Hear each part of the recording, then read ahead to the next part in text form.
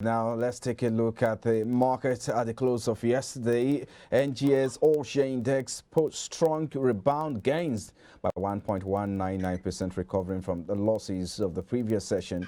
The domestic bourse posted strong gains as the benchmark index rose by 1.99%, the largest single-day gain since December last year, to close at 52,838.45 points, the highest point since July 2008. Renewed demand for index heavyweight MTNN Nigeria, which went up by 9.21%, and Dangote Cement also went up by 2.62% at the close of Wednesday, pushed the all-share index higher.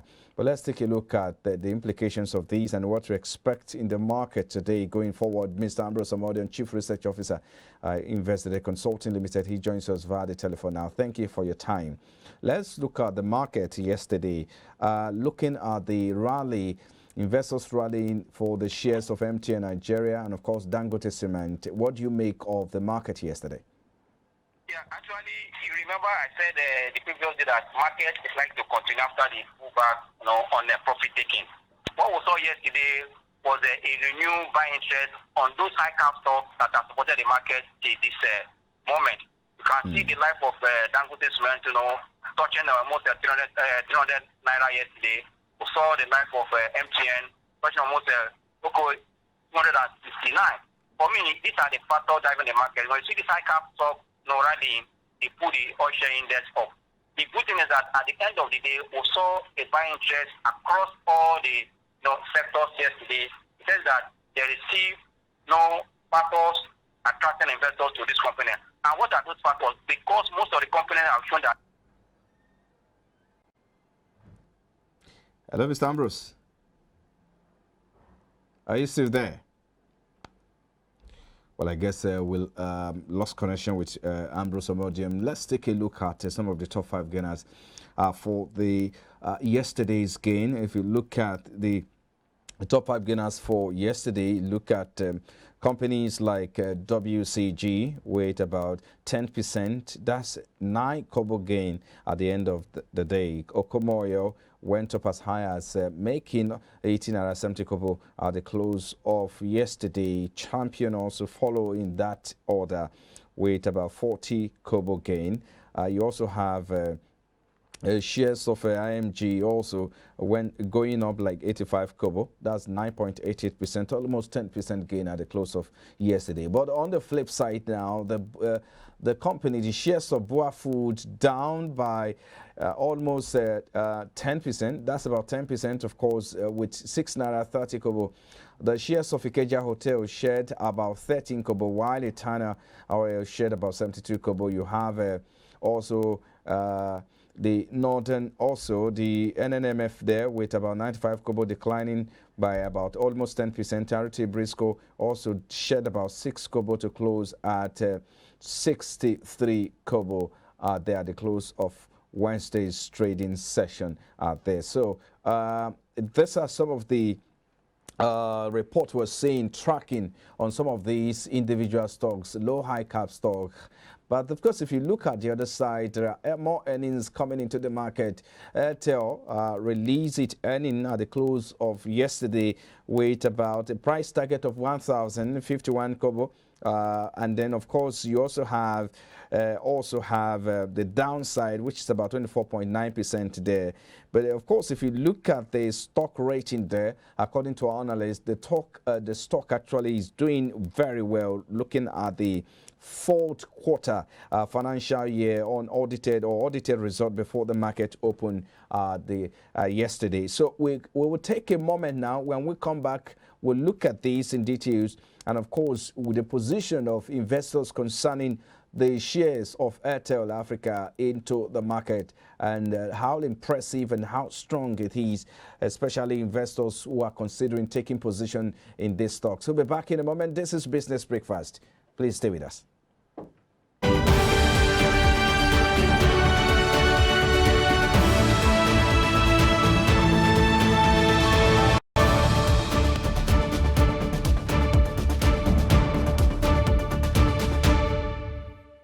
Are you a business owner Looking for the right exposure to attract massive clients to your brand?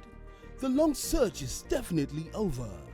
SME Hub allows you showcase your products and services to a wide range of viewers and buyers nationwide.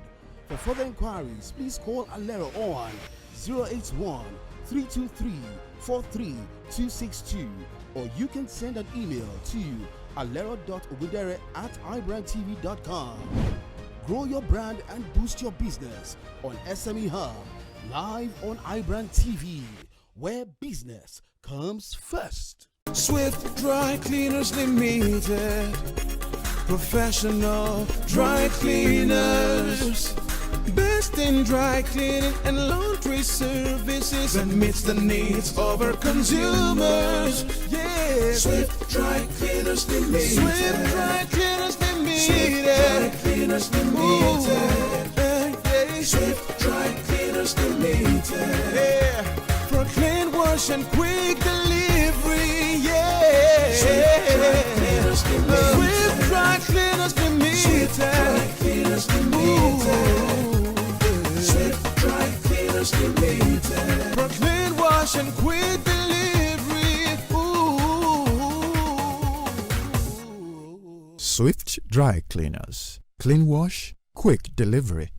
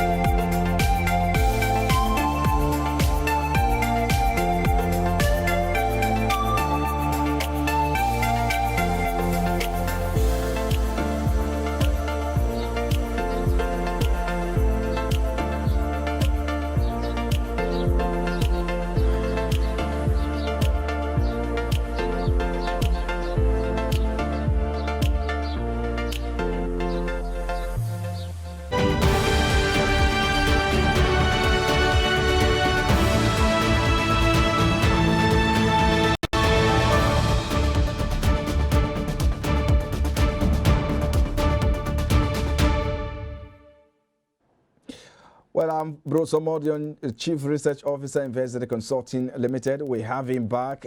Thank you for your time. Yes, I needed to finish your thoughts. Of course, you were talking about the fact that the investors need to watch out for some of the high cap stocks like MTN Nigeria. You talked about it where you were on the show yesterday. Yes, I needed to pick up from where we stopped before we went off. Like you just said, I said when you see that the high cap stocks that are rising now, and that they want pulling the market up. And the good news is that as they are pulling the market up, some of the equities, either the low cap, the medium cap, are also going in that direction. It tells you that the market is really hot at this moment. But I tell investors that at this hour, what you should look at the price to earnings of this company and their earnings hit to see if it will support the good dividend at the end of the year, because if the investment is against the future. And I have to say again that as we're looking forward to see the macroeconomic data, in form of the GDP for Q1 and also inflation figure for the month of April, these are factors that are going to also influence the market for that if they come and they beat market expectation.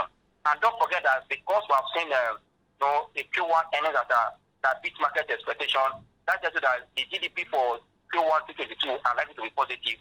And if inflation also costs sustain, as I said earlier, that's going to be also another factor that will drive funds to equity space because most of the earnings are higher than what we are seeing in the physical market. And also, don't forget that yesterday was the primary market auction for KGB. And the long call, which is 364 days, also declined marginally again.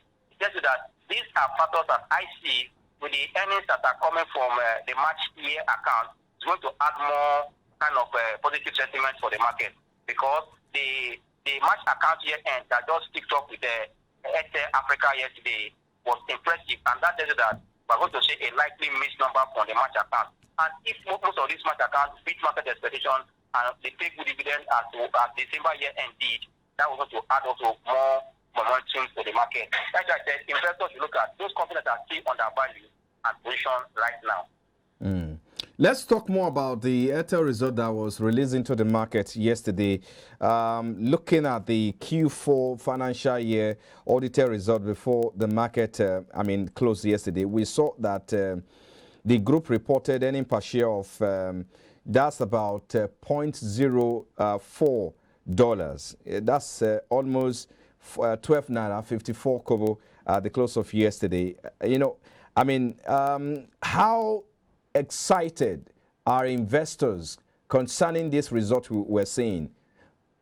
No, I would say that the market also reacted to that result yesterday, just because it linked to the price. Yesterday, when the result was released to the market, there was a kind of reaction that Airtel touched as high as 1,564 naira yesterday before closing around 1,400.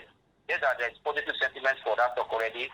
And don't forget that the numbers that came from Airtel, I will tell you that number is impressive. It tells you the kind of revenue or profit that is that sector is raking in.